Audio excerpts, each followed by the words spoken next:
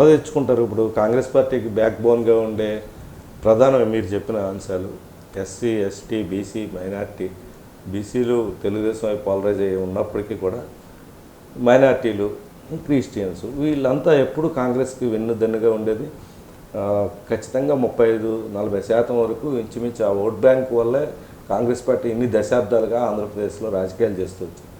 ఇప్పుడు మళ్ళీ వాళ్ళలో ఏమైనా మార్పు కనిపిస్తుందా? మీకు చాలా కాలం తిరుగుతున్నారు, ఎలా అనిపిస్తుంది? ఏంటండి, దళితులు వీళ్ళకైతే మాత్రం రాజశేఖర రెడ్డి గారు కాంగ్రెస్ మీద ఉన్న ఓట్ బ్యాంక్ అంతా కూడా రాజశేఖర రెడ్డి గారికి ఇంకా బాగా ఆయన ఇండివిజువల్గా కూడా కొద్ది అటాచ్మెంట్ అంటూ జరిగింది. దానికి కొన్ని కారణాలు ఉన్నాయి, మనకు అనవసరం అనుకుంటా. ఎప్పుడైతే పార్టీ క్యాడర్ అంతా కూడా నెంబర్ 1 క్యాడర్, నెంబర్ 2 క్యాడర్ ఎప్పుడైతే వెళ్ళిందో 3 క్యాడర్ కూడా వెళ్ళిపోతుంది. 3rd క్యాడర్ ఎక్కడ ఉంటుంది? 1 and 2 ఎక్కడ ఉంటుంది? వీళ్ళకి లబ్ధిదారులు అందరూ అక్కడే ఉన్నారు కాబట్టి వీళ్ళు అటు వెళ్ళారు.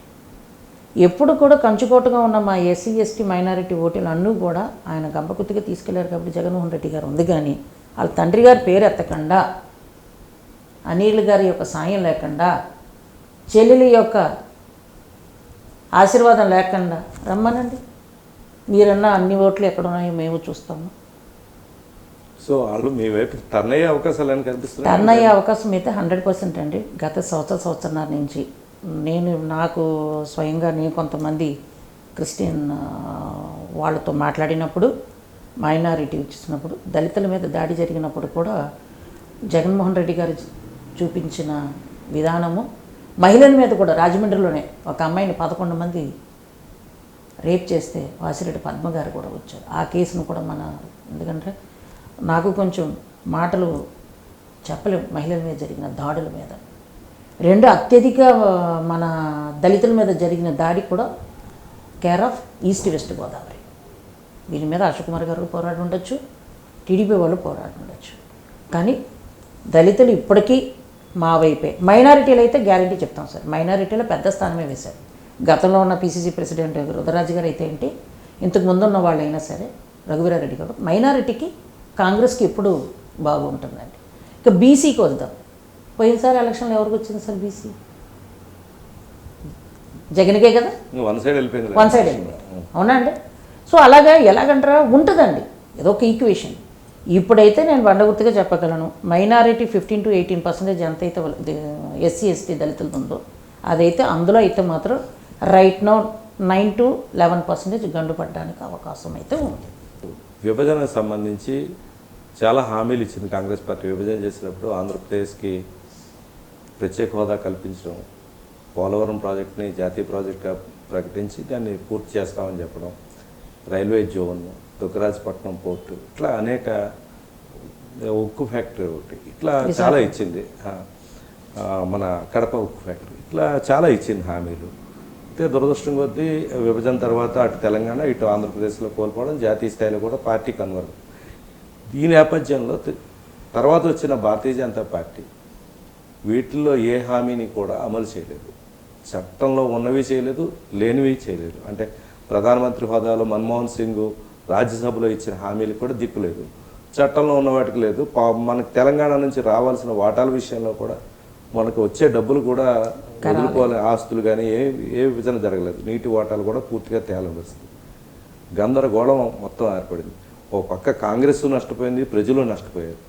దీన్ని ఏ విధంగా మీరు ప్రజల్లోకి తీసుకెళ్ళారు? అంటే కాంగ్రెస్ పార్టీ నష్టపోయింది అని అంటే పార్టీకి ఇక్కడైతే మాత్రం అధికారం లేకపోవచ్చు. వాళ్ళు నష్టపోయిందని ఆలోచించే ముందు ఆంధ్ర రాష్ట్ర ప్రజలు మనం ఏ నష్టపోయాం అనేది ముందు ఆలోచించుకుందామండి.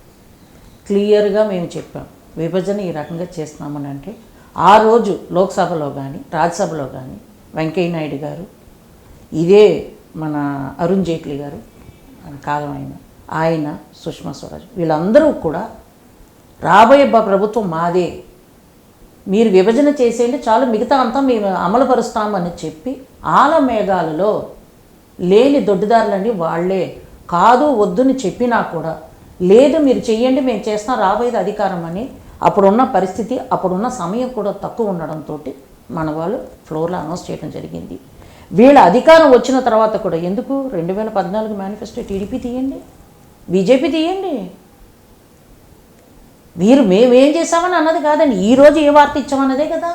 ఆ రోజు మీరు ప్రమాణం చేసి పార్లమెంట్లో వెళ్ళిన లోక్సభ సభ్యులందరూ కూడా అడుగుతున్నాం మంత్రుల్ని, 2014 ఎలక్షన్లో మీకు ఎందుకు ఓటేశారు? జనం ఏ నమ్మి ఓటేశారు? ఆ నమ్మకానికి తీర్చడానికి మీరు చెప్పిన సమాధానం ఏంటి? ఒకటి, ఆంధ్రుల హక్కు, విశాఖ హక్కు, దానే మనవాడు తాకట్టు పెట్టాడని అంటే కొత్త ఫ్యాక్టరీ సంగతి కొత్తది కదా అది, ఉన్నది అవునా? కొత్తది అంటే ఎక్కర్లేదు, ఉన్నదానికి ఓడగొట్టేస్తుంటే నువ్వేం చేస్తావు? సరే, చంద్రబాబు నాయుడు గారు 2014లో వచ్చిన తర్వాత ప్రతి స్తంభానికి ప్రతి ఒక్క పిల్లర్కి కొబ్బరికాయ కొట్టి శంకుస్థాపన చేస్తున్న పోనీ అదేనే చేసైనా సరే పోలవరం ప్రాజెక్ట్ నెలకో స్తంభం శంకుస్థాపన చేసినా సరే కొంత ముందుకెళ్ళింది. మనోడు శంకుస్థాపన లేదు కదా, ఉన్నది గొంగలేసి ఉన్న కూలిపోయే స్థితికి తెచ్చేస్తున్నాడు. సో మొన్న కూడా ఉండవల్లి అరుణ్ కుమార్ గారు ఏమన్నారు, నేను బ్రతికుండగా పోలవరం ప్రాజెక్ట్ అవుతుందంటే నేను నమ్మను అంటే చాలా బాధ అనిపించింది. సార్ మీరు కూడా కాంగ్రెస్లో ఉన్నవారు, మీకు తెలియదా ఏంటి దీనికి ఇంత గ్రేస్ పీరియడ్ పెట్టండి, ఇంత లిమిటెడ్ పీరియడ్ పెట్టండి, ఈ ఫేస్లో కంప్లీట్ చేయండి అని. లేదనుకోండి, ప్రభుత్వం పడిపోయిన తర్వాత అయినా ప్రభుత్వం లేకపోయినా సరే దీనికి ఇలా చేయాలని చెప్పుండొచ్చు కదా.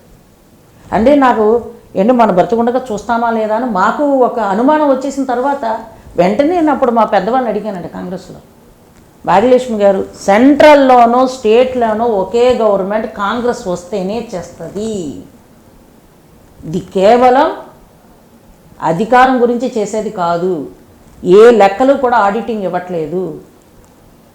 టీడీపీ ప్రభుత్వం కొంతైనా పర్వాలేదు కానీ అసలు జగన్మోహన్ రెడ్డి ప్రభుత్వంలో అయితే రమారమే 60 కార్పొరేషన్ల అకౌంట్లే ఆడిటింగ్ లేదు, ఏ నిధులు ఇచ్చినా కూడా దేనికి ఆడిటింగ్ లేదు.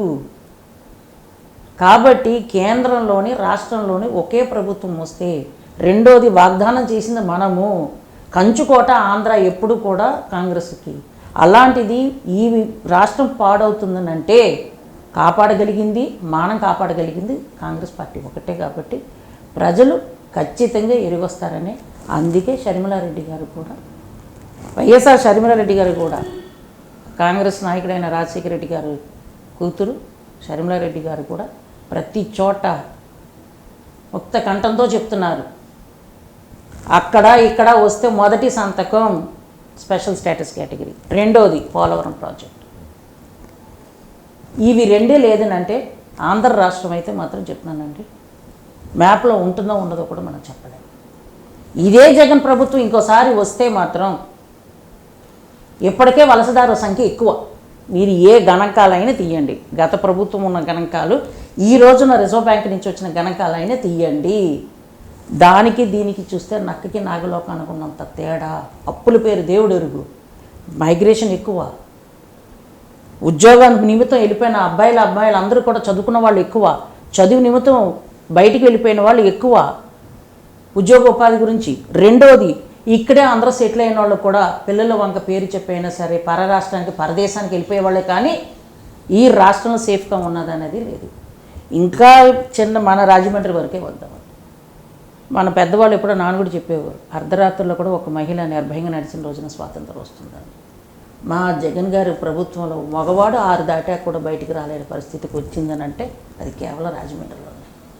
ఈ ఉభయ గోదావరి జిల్లాలో డ్రగ్స్ మాఫియా ఎక్కువయ్యి, బ్లేడ్ బ్యాచ్ ఎక్కువయ్యి ఎంత దారుణంగా ఉందనంటే నైట్ షిఫ్ట్కి వచ్చే స్టాఫ్ అందరూ కూడా 6-6:30 కల్లా రాకపోతే ఆడపిల్లలు కాదు మగవాళ్ళు కూడా భయపడే స్థాయికి వచ్చారని అంటే అంత మనకి చుట్టుపక్కలంతా పల్లెటూరు నుంచే వస్తారు. కాబట్టి ఓ 10-15 కిలోమీటర్లు బండి వేసుకుని రావాలన్నా కూడా నైట్ కూడా ఏదైనా ఎమర్జెన్సీ కేసు ఉంటే టెక్నీషియన్ రమ్మంటే ముందే చెప్పండి 6 అయితే ఉంటాం, లేకపోతే నైట్ ఇక్కడ ఉండిపోతాం. కానీ అర్ధరాత్రులు రాలేవండి.